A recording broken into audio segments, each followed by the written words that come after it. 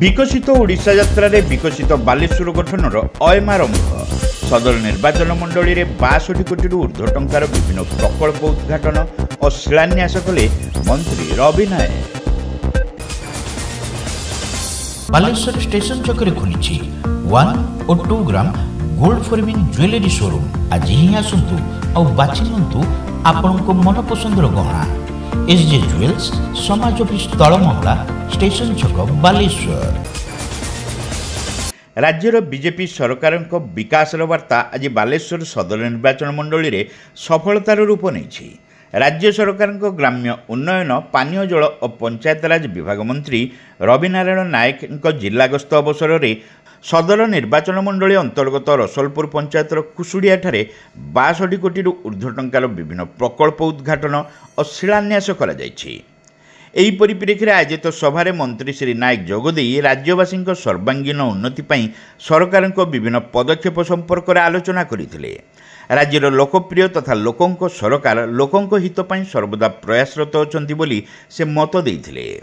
एथिरे सांसद प्रताप चंद्र षडंगी, नीलगिरी विधायक संतोष खोटुआ और सदर विधायक मानस कुमार दत्त जोगदे सदर निर्वाचन मंडलीर जनसाधारण आशीर्वाद वर्षक मध्य लोकों आशा और आकांक्षा पूरण में सफलता मिल पारिछि बोली कहिथिले।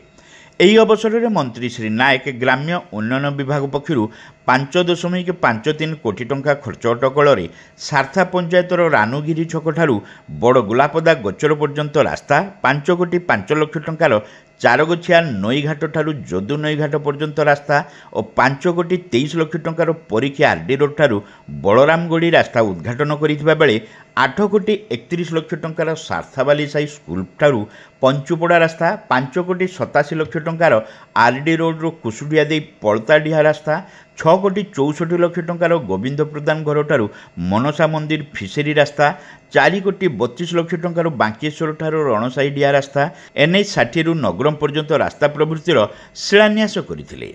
सेहीपरि 79.70 लक्ष टंका खर्च अटकल बेड़पोछ अराड़ा ग्राम्य जल जोगाण प्रकल्प, 88.55 लक्ष टंका खर्च अटकल डुबुराई ग्राम्य जल जोगाण प्रकल्प, 80.55 लक्ष टंका खर्च अटकल कुसुड़िया ग्राम्य जल जोगाण प्रकल्प उद्घाटित होइथला। अन्य प्रकल्प मध्य 80.30 लक्ष टंकार जुणगुड़िया, 97.60 लक्ष टंकार तेंतुलीपदा, 108.59 लक्ष टंकार हसनपुर, 79.67 लक्ष टंकार गोविंदपुर, 143.76 लक्ष टंकार महापदा, 81.36 लक्ष टंकार गहीपुर, 100.20 लक्ष टंकार पथरपदा, 367.96 लक्ष टंकार कयाकदला, 80.05 लक्ष टंकार भद्रसिया, 103.96 लक्ष टंकार मनुडिया प्रभृति ग्राम्य पानीय जल जोगाण प्रकल्पर उद्घाटन करा जायथला।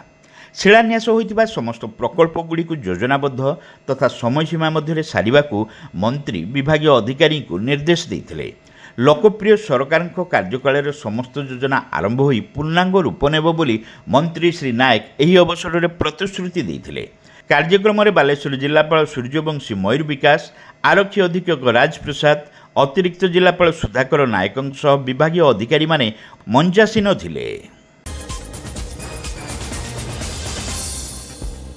Welcome to Pratiksha Fertility and IVF Clinic, Baleshwar, where hope turns into joy.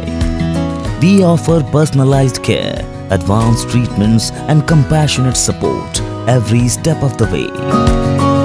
With state-of-the-art facilities and cutting-edge equipment, we provide the highest standard of fertility care. Pratiksha Fertility and IVF Clinic, Baleshwar.